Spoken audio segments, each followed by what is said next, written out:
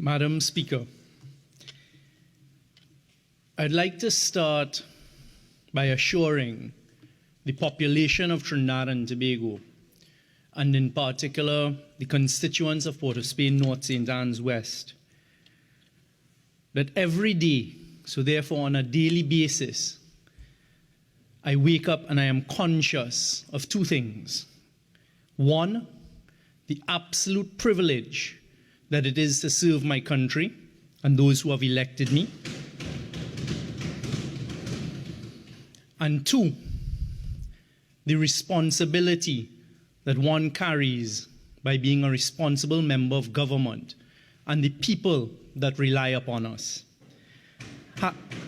Having said that, Madam Speaker, I also give this assurance.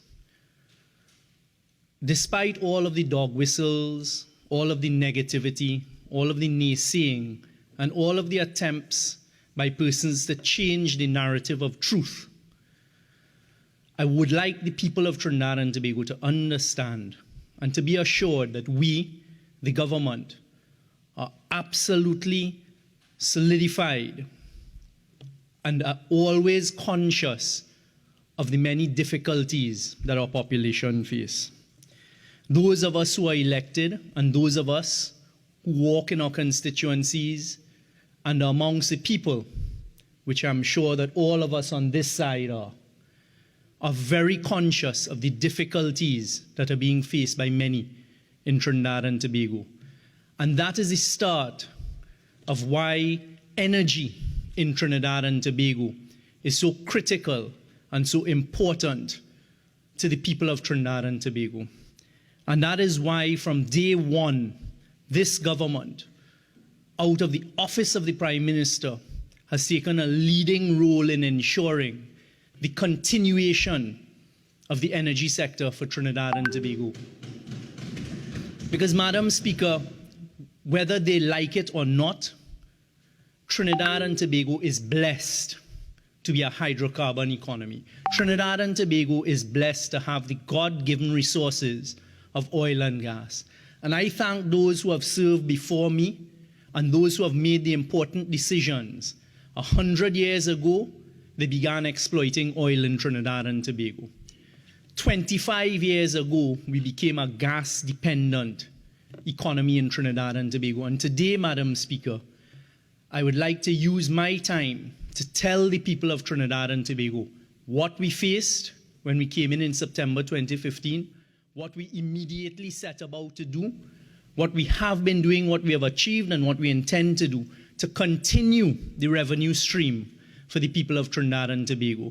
Because you see, the people of Trinidad and Tobago should not be swayed or distracted by the attempts to put out misinformation, of which there is a lot. So, Madam Speaker, having said that, I'd like to start by saying, or continue by saying, do not downcry being a hydrocarbon economy.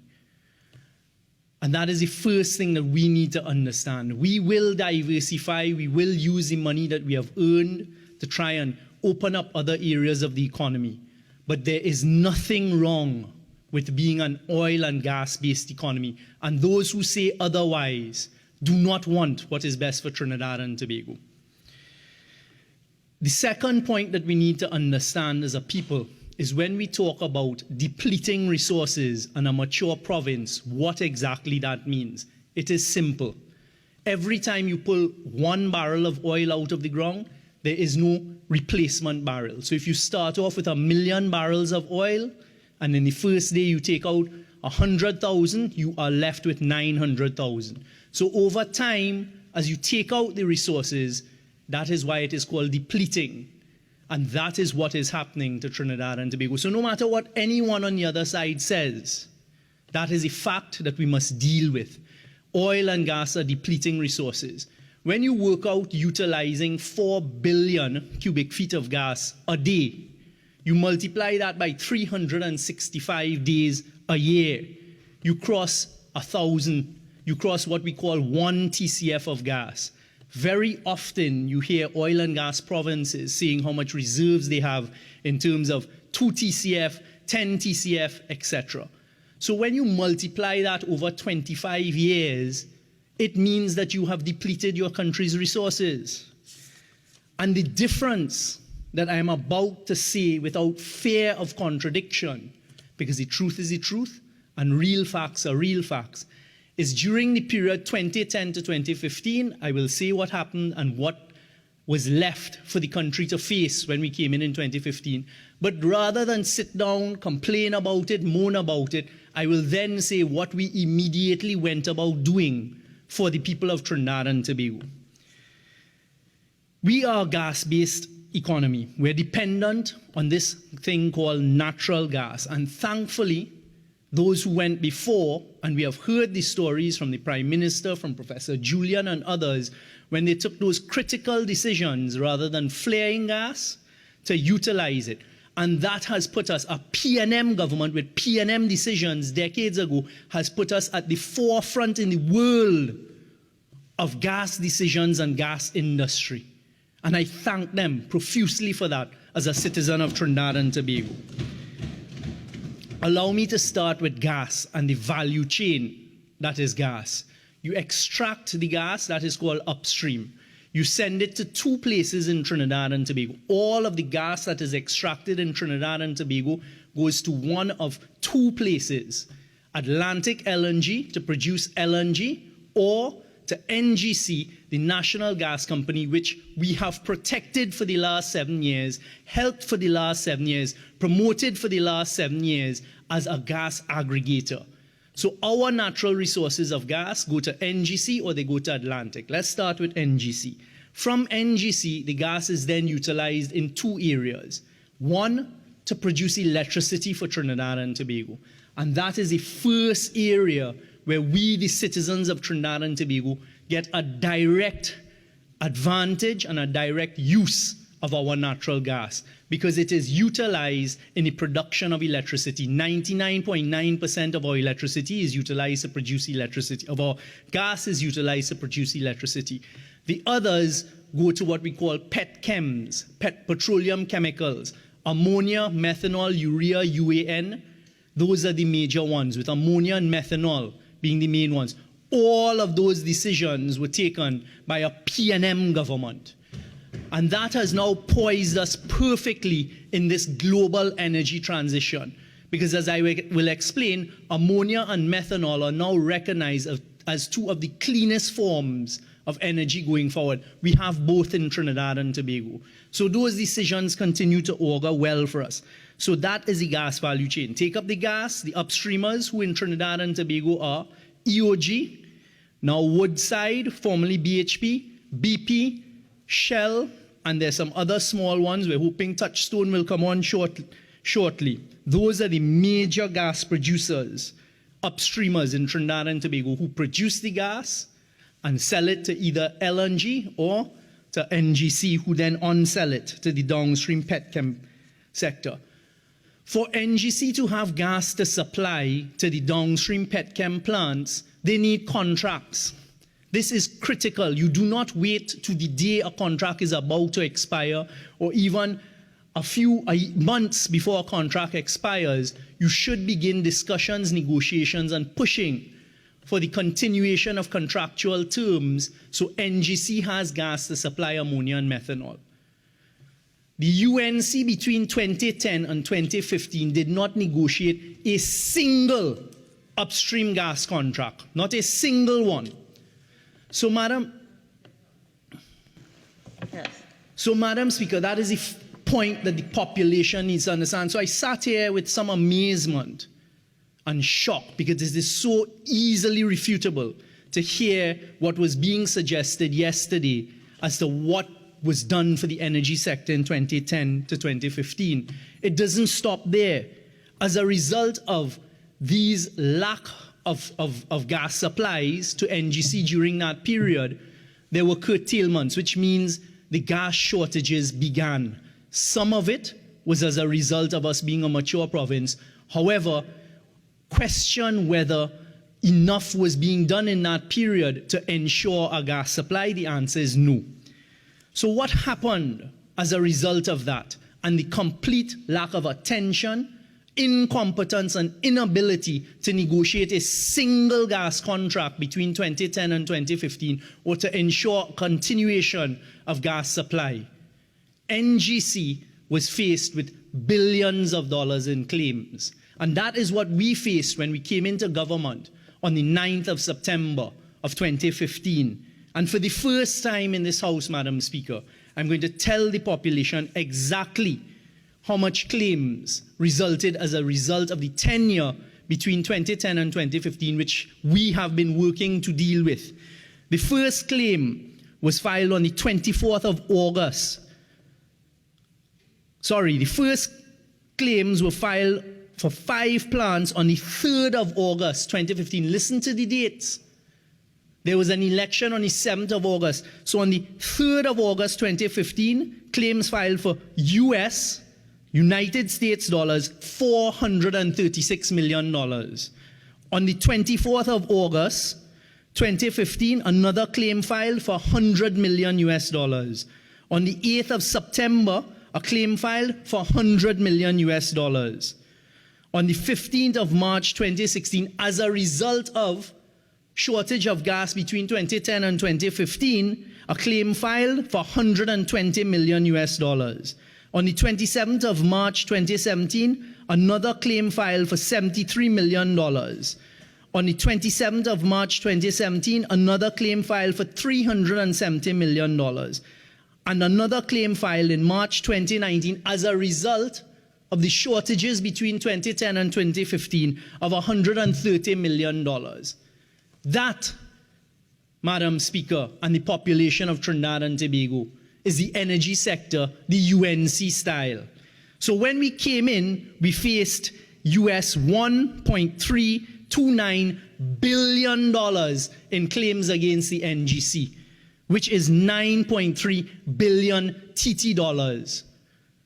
Couple that against, compare that to what was happening to the NGC between 2010 and 2015 with what can be described as looting of the NGC treasury of $14 billion. So you take away $14 billion from NGC in cash and add to that $9 billion in claims against NGC. And then to sit down and listen to the audacity, as we've had to in this past year, of the attacks on NGC. And I'm now going to say we didn't sit quietly and just look at it. We have settled every single one of those claims on behalf of the people of Trinidad and Tobago, save for one outstanding claim of $130 million US, which we're working to settle. So we have settled with the NGC US $1.2 billion in claims left as a gift by those on the other side, those who claim that they understand something about the energy sector. So we've settled $8.4 billion in claims against the NGC. To just add to that, the one energy contract that they negotiated during their tenure was a contract that put the energy sector into a tailspin because, one, there was already a shortage of gas. But they didn't stop there. What they did is they had a greenfield energy policy that they did in the still of night without ever telling the population. What that means, Madam Speaker, is all of the gas that is available, they will send it to this new plant, forgetting all of the contracts that NGC already have. That led to additional claims and potential claims against the government and NGC. In that negotiated contract, which is the only energy contract they negotiated between 2010 and 2015, they also put a clause called a debt tail buyback, which meant that if NGC only had 20% shareholding in this plant, if the plant went into difficulty, NGC had to pay the full 100% of debt owing and not even get the plant. And these were some of the ills. What did we do? We immediately faced it down and began building a relationship of respect. I personally was sent by the cabinet, the Prime Minister, to Japan, a 2-day turnaround, renegotiated terms of those contracts. The importance of that contract to the benefit of the people of Trinidad and Tobago, the importance of that contract is that has directly led to the one loss NGC has ever made in Trinidad and Tobago, which was 2 years ago, because of the terms of that specific contract. But yet still, they say they know about energy and attack energy in Trinidad and Tobago. That is the claim side. What we also face is an immediate, as I said, because contracts were negotiated for the supply of gas, we immediately face the following. As upstream contracts began to expire and they were not brought back on, which could have been avoided had they done some work between 2010 and 2015. The first one, on the 31st of December 2015, one of our largest upstreamers came to us and said, we're not renewing our contract, and we lost 250 million scuffs of gas a day. We then had in 2016 our largest upstreamer coming to us and saying they could no longer supply 255 million scuffs. We then had EOG coming to us in August 2016 saying that they were dropping from 150 million scuff to 50 million scuff. Those three alone ended up in a loss of 640 million scuffs of gas. So when we sit here and we listen, and there are attempts to mislead us as to why there's a loss of production, that is what the people of Trinidad and Tobago got as a gift from those on the other side. And I'm going to come to the fiscal measures that there was some boasting about yesterday. It continued, unfortunately. In 2016, we then had the second largest upstreamer tell us that they're dropping from 220 million scuff to 30 million scuff and then to zero by 2017. It continued.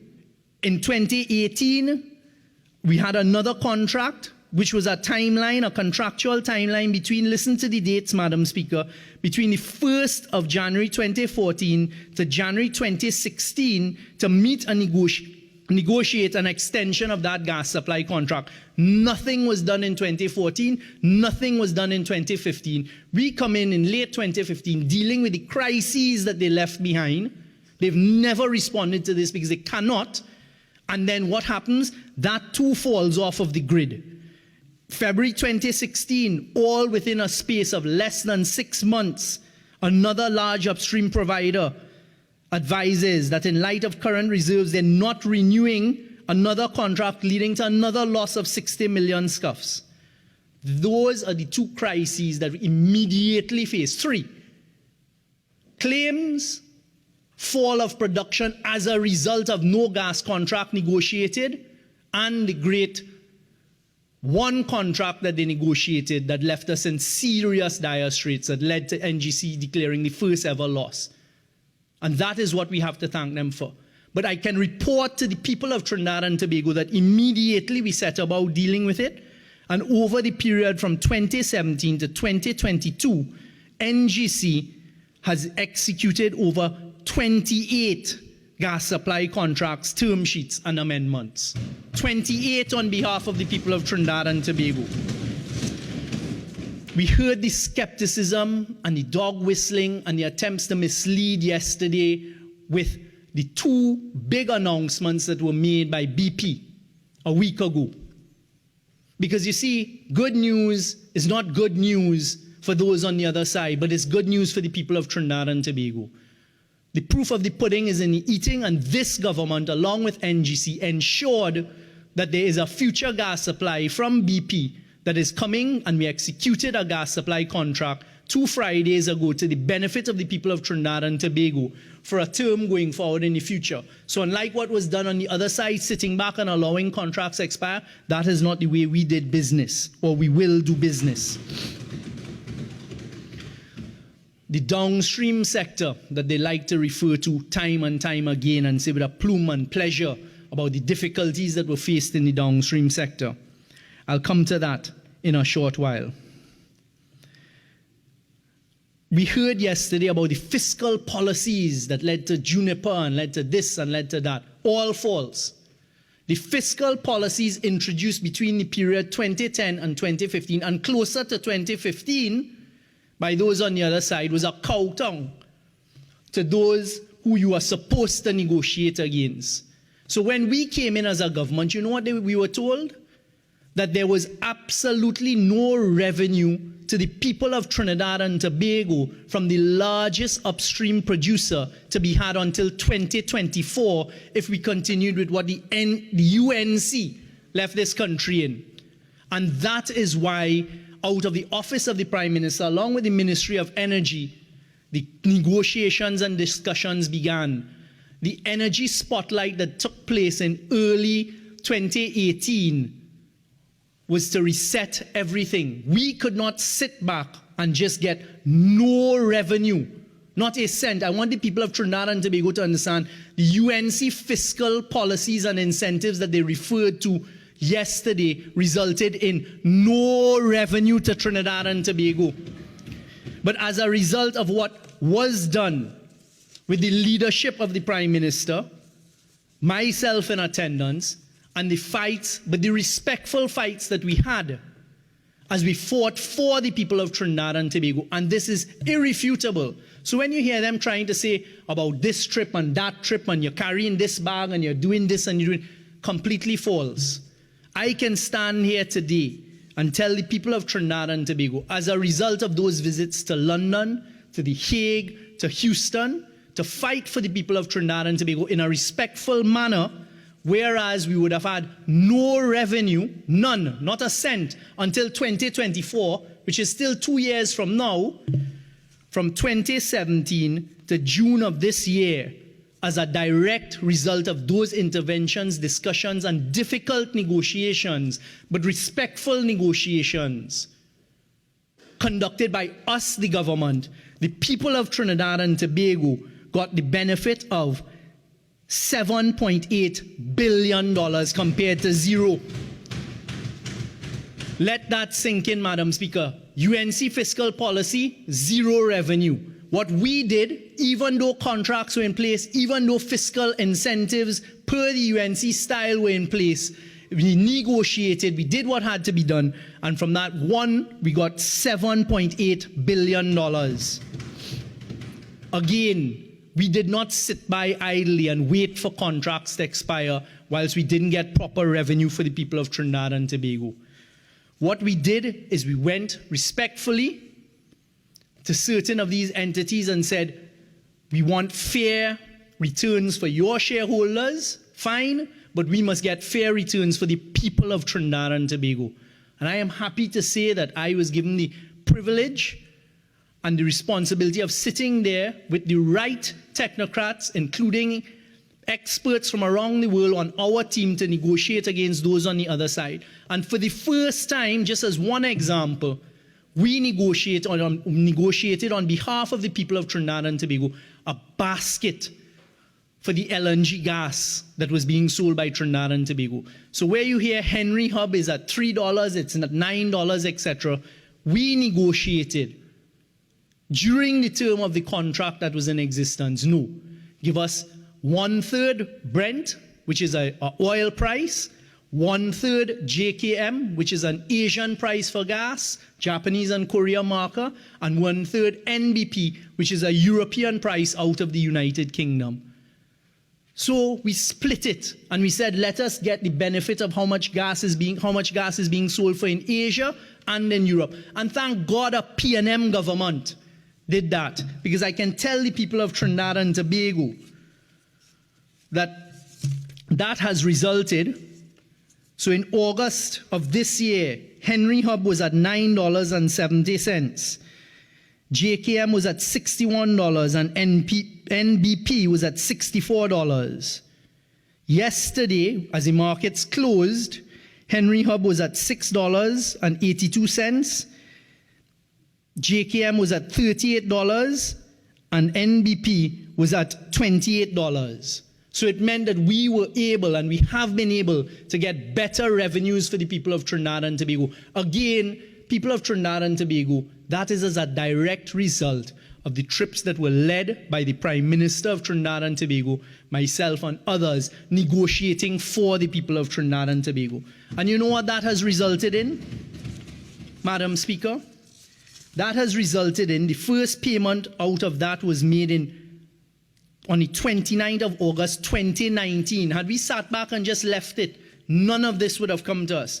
And I can report to the people of Trinidad and Tobago, as a direct result of us negotiating and fighting hard on their behalves with that formula in place, we have been able to get $3.4 billion in additional revenue from the end of August 2019 to June 2022.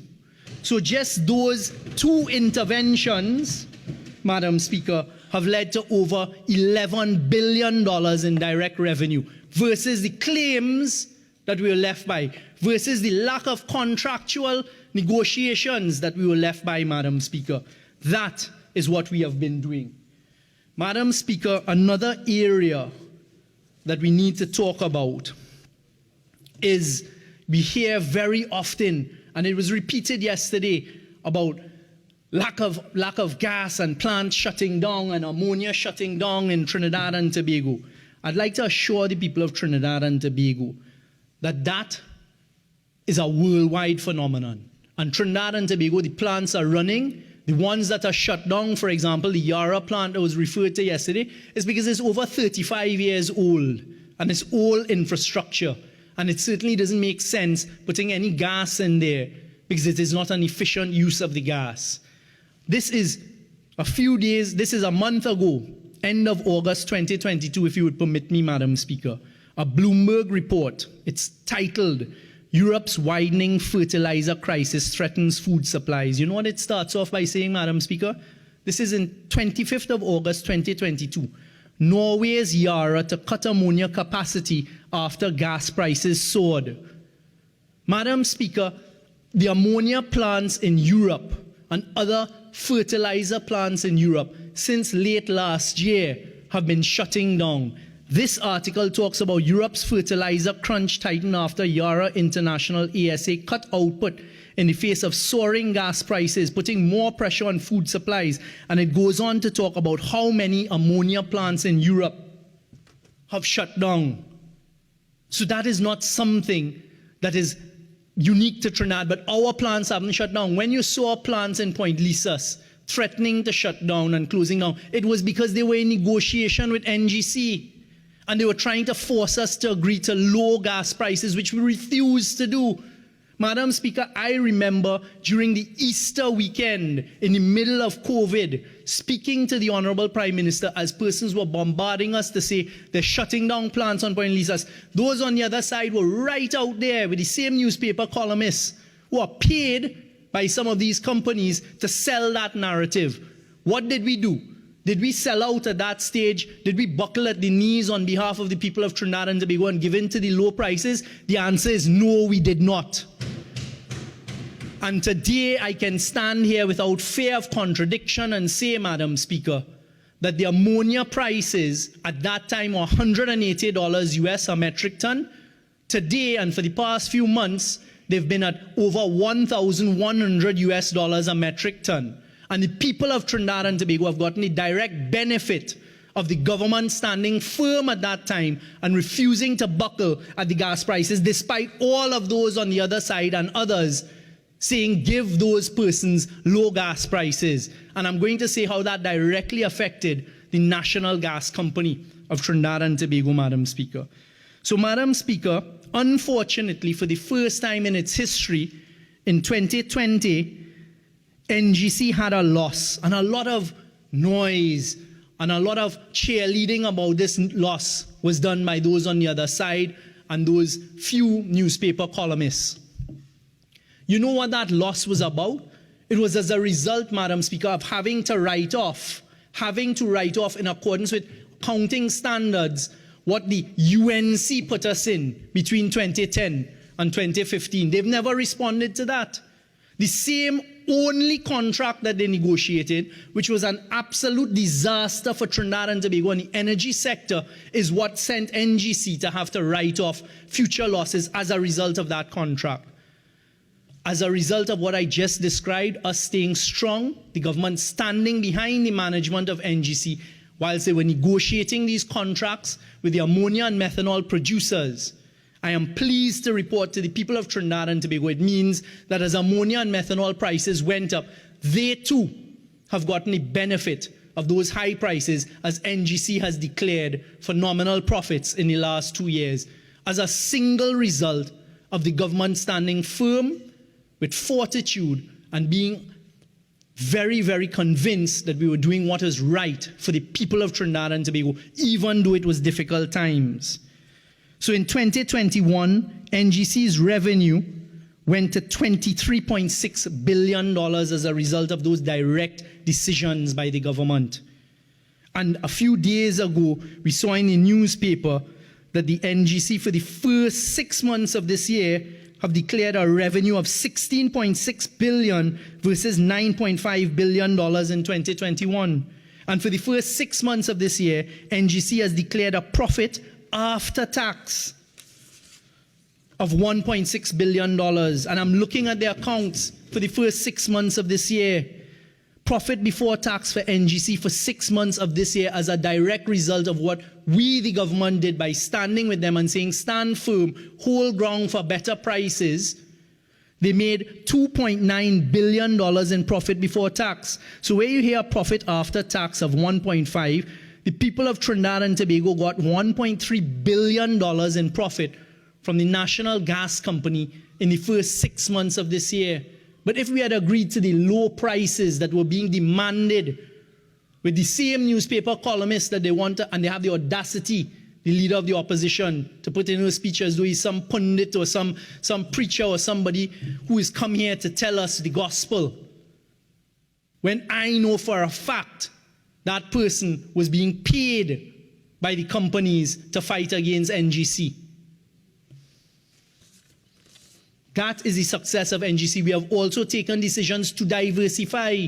So PPGPL has made 2 investments in US dollars in the United States, and both have started to have phenomenal returns in Louisiana and Texas. Those are decisions taken by us in the cabinet. I recall chairing F1GP, bringing them in, grilling them as to the type of returns we will have. And those are the decisions you take to diversify. You don't run from oil and gas. Let us utilize it. Let us maximize it, exploit it as quickly as possible. But more importantly, ensure that we get the best returns for the people of Trinidad and Tobago. And that is something I can assure the people of Trinidad and Tobago we've been doing. I heard yesterday a comment about exploration wells. Shows a complete ignorance of what the word exploration means. Not every exploration well is going to meet with success. And a comment made that during 2010 to 2015, we had exploration. Well, I got the facts. And people of Trinidad and Tobago, that same period of time, between 2010 and 2015, there were 31 exploration wells. And over a third of those were onshore for oil production in small oil fields onshore. As a result of our discussions, our negotiations, our policy, from 2016 to 2022, there have been 46 exploration wells. So the exploration is well underway, and they are not onshore exploration wells. They're in deep water. They're offshore exploration wells. Unfortunately, some are successful, some aren't. And the important point there as well is because we are a mature province, there are going to be difficulties. But I want to assure the people of Trinidad and Tobago, and this is where I can't blame them, because it's a capacity issue. They don't see the bigger picture. They don't understand the geopolitics. They don't understand how important a role Trinidad and Tobago is playing in the geopolitical world of energy. And I could understand that, because when you don't have leadership, and you don't have leadership that understands the energy sector, you cannot go and sit down in the boardrooms of the largest multinational oil and gas companies in the world. You cannot go and sit down amongst the leadership of the largest gas reserves in the world and have a conversation with them. Because to do that, you need 2 things. You need confidence and you need competence. And that is what the people of Trinidad and Tobago have been seeing since 2016. Competence and confidence. So I can assure the people of Trinidad and Tobago, when I go and sit and we negotiate against those on the other side who are the most sophisticated, they're wealthy, their revenues are much bigger than our revenues here in Trinidad and Tobago, and sometimes even our GDP. At no point in time do we ever sit down on the other side starry-eyed as we do we're fanboys or fangirls, which is what has been told to me happened between 2010 and 2015. There was absolutely no intellectual interaction in those meetings. It was, oh, a thrill to meet Bob Dudley. Bob Dudley's a human being. These people are human beings. I stand with confidence with that flag of red, white, and black behind me. I am blessed to have a Prime Minister who had the confidence to take this country where it needed to be. And every single time as we prepare to go in all of these meetings, there is a high level of competence and confidence. So I want to assure the people of Trinidad and Tobago, we are not sitting idly. This year alone, I've made 6 trips to Washington, D.C., and that is not because I want to go to Washington, D.C. So whilst we're going to Washington, D.C., and I'm off again in a couple of weeks at the invitation of the Department of Energy in Washington, D.C., whilst we're on these trips, it is to push the business of the people of Trinidad and Tobago. And I had to laugh, and I'll continue to laugh, but not out loud, at the noise that was made about a recent visit to Venezuela. Venezuela is sitting down on the largest oil reserves in the world. Venezuela's gas reserves, which are literally a few kilometers of pipeline away from Trinidad and Tobago, are critical to the world's supply. So I've sat, and for the past few months, including yesterday, heard about Young on Richard Quest and Young on CNN, whatever is the name of the program. I'd like the people of Trinidad and Tobago to understand a couple of things. One, that was an invitation. Unfortunately, at the time, I didn't even know who was Richard Quest. But when I went, it was to get a message that resounded in all of those chambers that we wanted it to resound globally. And the message was a simple one. Trinidad and Tobago is the only country in the world, and I will repeat it, Trinidad and Tobago is the only country in the world that has existing available capacity to make LNG and fertilizer. And that was a simple, singular message, and it worked. Trinidad and Tobago is the only place in the world that has existing available capacity in LNG and fertilizer. When you look out there now globally, in the energy security conversations and the food security conversations, those are the 2 critical things. So people of Trinidad and Tobago, let your hearts not be bothered. We know exactly what we're doing, and all of the pieces of the puzzle may fall into place, which will only be to the benefit of the future generations of Trinidad and Tobago. And that is how we do it, P&M style. So when we're jumping on airplanes and we're going to these business meetings with the most sophisticated in the world, we hold our own. And those are meetings that you need the highest level of government. And then you come back and the technocrats, we work with them to put things in place. So again, complete dog whistling. Another thing I'd like to refer to, Madam Speaker, is the current renegotiation of Atlantic LNG. Because you see, again this year, you heard persons screaming about NGC and the government collapsing NGC and Train 1 and another thing called Beachfield. So let's start with that. There was a big splash about Beachfield, and NGC made a bad decision to invest in Beachfield. You notice how that conversation died? Let me tell the country why that conversation died. Because we negotiated with Shell after we negotiated with the Venezuelan government to allow us to develop the Manatee field, which is on the Trinidadian side, for Shell to develop the Manatee field, which is going to be the largest investment in gas for at least a decade in Trinidad and Tobago, and it will keep us going in the future. 2.7 TCF. The Beachfield facility is going to be used by Shell, so NGC hasn't lost a cent on it, and the conversation died right there. But in the meantime, patting on the back, Train 1. Very shortly, we will be able to come to the population and say, after a proper audit, NGC was called, at the time, and made an overpayment. So that's an immediate clawback. That Train 1 decision was as a result of difficult negotiations we were in at a time, where we were a minority shareholder in a 4-train facility. 10% in Train 1, 11% in Train 4, nothing in 2 and 3. No sufficient gas to keep all 4 trains going at the time. So what do we do? Throw up our hands? Honourable Member, you have 5 more minutes of speaking time remaining. You are entitled to a further 10 minutes if you so desire. Thank you, Madam Speaker. I will utilize my 10 plus my 5. So, Madam Speaker, that decision was taken where we are not an upstream producer of gas. And it is taken when you're in the middle of negotiations going on as the future of Atlantic LNG. And again, I will say something that is irrefutable. Everything I've said is irrefutable, with truth and fact. The only country in the world that is renegotiating LNG trains, ownership structure, future is Trinidad and Tobago. So again, we are at the forefront of setting precedent globally. So when we're doing this difficult task, we cannot turn to anywhere else for precedent.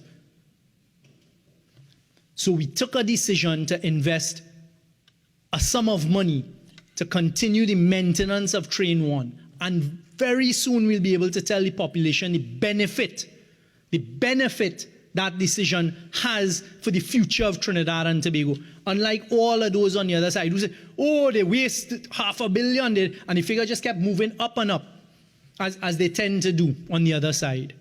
People of Trinidad and Tobago, again, let your hearts not be bothered.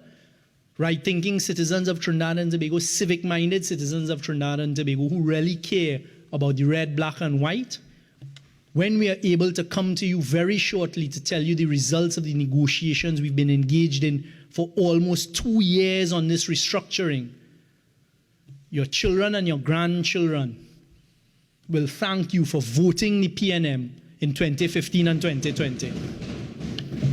That I can guarantee you, because between 2010 and 2015, they decimated the energy sector. Claims of $11 billion as a result of what you all did. No revenue until 2024 as a result of what you all did. Production crashing. And you know what we were told at the time by the former Minister of Energy? Maintenance. One thing that this PNM government has not done from 2016 to now, from when we came in office in 2015 to now, is mislead the population of Trinidad and Tobago.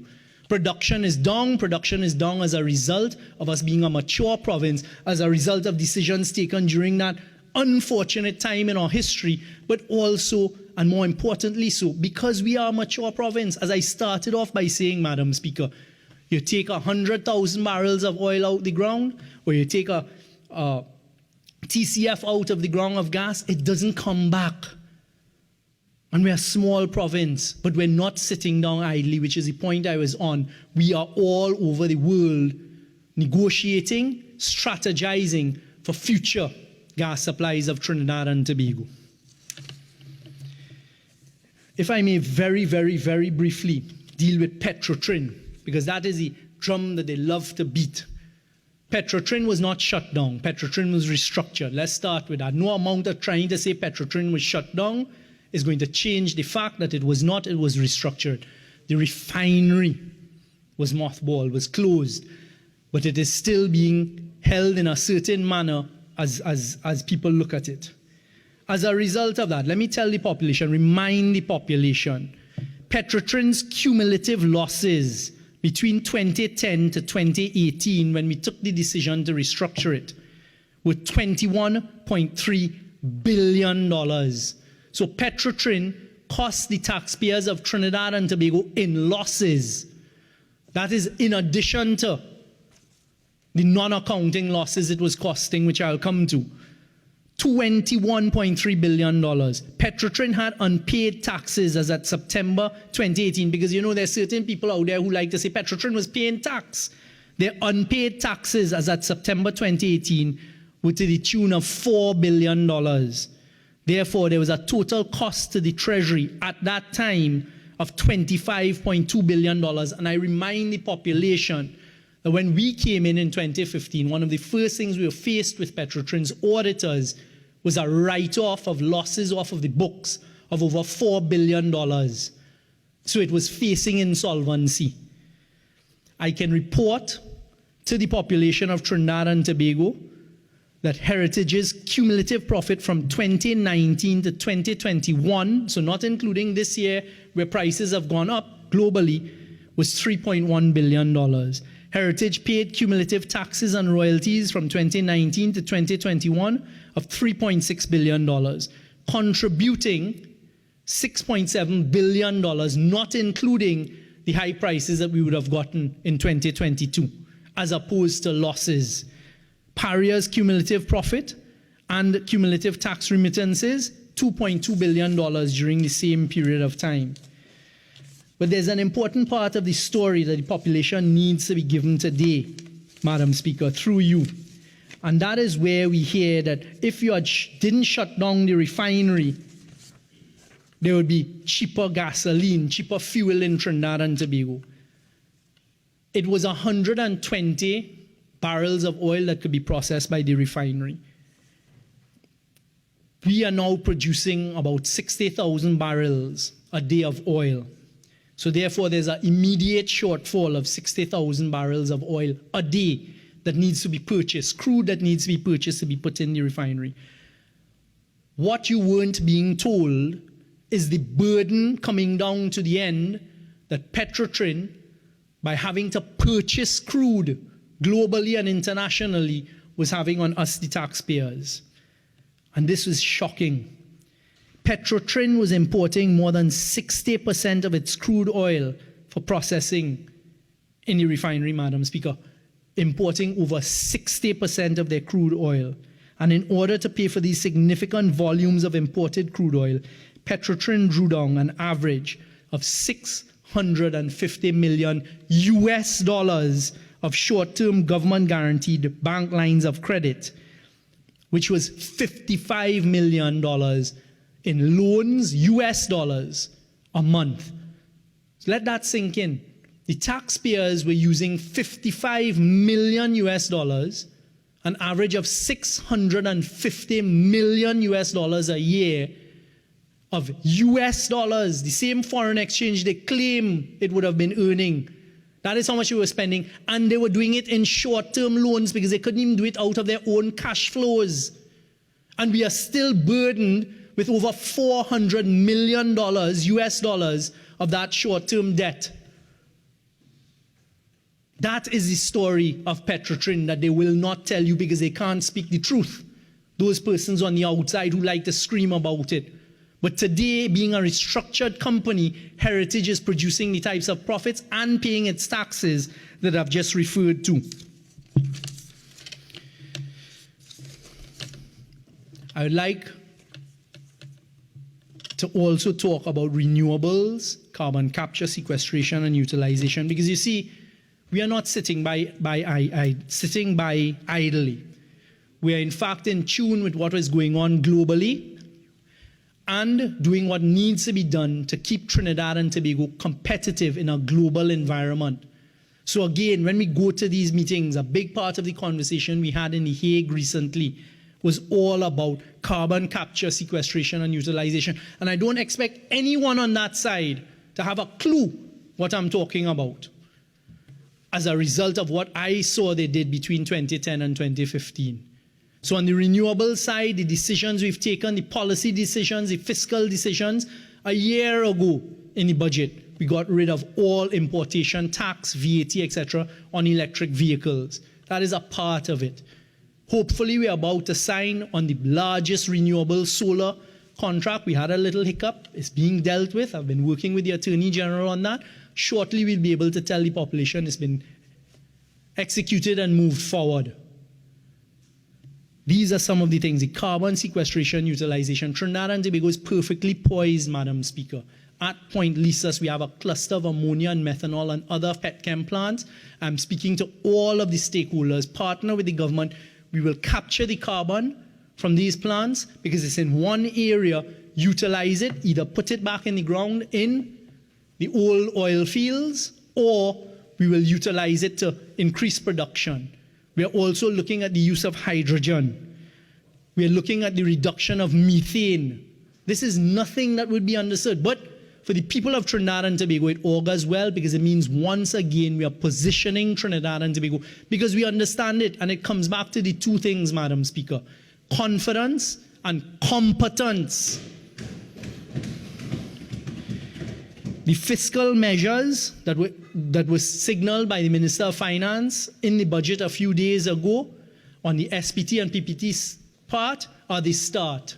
We know what we're doing. Those SPT measures were to get increased oil production onshore, the PPT in the deep water. We are dealing with the people in the deep water. In a week's time, I will be meeting with Ms. Meg O'Neill, who is the head of Woodside, who has acquired BHP. And that is how we do business. So when they say, why are you flying there? And this dog whistle and this complete misinformation about be aware of anti-corruption legislation, I can guarantee you, two people who don't need to be the least bit afraid of that is a member for Diego Martin West and myself. And there is absolutely no hesitancy by any of these leaders to meet with us. Madam Speaker, I'll just remind the population as I begin winding up. This government took a decision in late last year, I believe it was December of last year, and we passed fuel liberalization legislation in Trinidad. And we signaled at that stage that we were moving towards a full liberalization of fuel, the removal of the subsidy. The facts are that rather than implement that then, because in February we saw prices start to skyrocket globally, the government took very strategic decisions not to throw that whole burden onto the population. There is still a fuel subsidy in place. It is a reduced fuel subsidy. But you have to take decisions as to whether do you use the billions of dollars. In 2014, the UNC government took $7 billion of our taxpayers' dollars and put it into a fuel subsidy. And then I'm hearing yesterday a decision that the leader of the opposition was talking about CNG, and that they were trying to encourage CNG as part of the moving away from the use of fuel. Well, your CNG policy failed abysmally. $500 million almost wasted. There are people who have CNG, very small. It didn't reach anywhere near. And how could you still be subsidizing fuel at a cost of $7 billion, but saying you're encouraging a move away from fuel? People of Trinidad and Tobago, we understand the difficulties that you face. Be assured that the work that we're doing, and in particular in the area of energy, is to try and maximize revenue so that we will be able to help as many as we can. And please understand that you should ignore the dog whistles. Understand that you have a government that is competent and confident and working on your behalves. And I can assure the people of Trinidad and Tobago, Madam Speaker, that is what I will continue to do, and I feel very certain that is what the government of the day, the PNM government, is doing. And during this time, I have pointed to real examples, real facts, and the truth to give a snippet of what it is we have been doing, what we face, what we have been doing in the energy sector. And I end by assuring you, Madam Speaker, how much time do I have? A little over, just about 2 minutes. Yeah. Thank you. I'd like to read this letter that I got at 4:25 a.m. this morning as I was interacting with one of the larger oil producers in Trinidad and Tobago, Perenco. Perenco came to Trinidad and Tobago in 2016 or 2017 under this PNM government, and we have been working with them and supporting them. Dear Minister Young, thank you for your reply on the installation of the Marius Power, which is a big rig that they've sent out into Teak Salmon Pui field. Regarding oil production, we have anticipated the arrival to work on the wells and have already increased oil production in the Pui field to to 3,000 barrels from 1,500 barrels through the installation of electricity-driven submersible pumps. And they go on to say what it is they're doing. They go on to say it is part of a US $200 million investment program aiming to modernize the TSP fields, replacing the existing gas lift infrastructure. I asked them about the local content to confirm that all of it is being done locally. Yes, all of the work was conducted using local labor and expertise at the Caribbean dockyard. He says that this provides a pivotal stepping stone towards the future of our modern TSP and its continued operation for years to come in its ability to develop innovative and tailor-made designs and solutions. Perenco reaffirms its commitment towards responsibly enhancing and developing Trinidad and Tobago's energy sector and its local resources through sustainable operations. I take the opportunity to thank you, Minister, for your continuous support and confidence in Perenco's efforts to deliver reliable, productive and sustainable operation of the TSP field. Madam Speaker, the short point is that investors continue to see Trinidad and Tobago as a place to invest. They continue to work with the government for the benefit of the people of Trinidad and Tobago. And I thank you.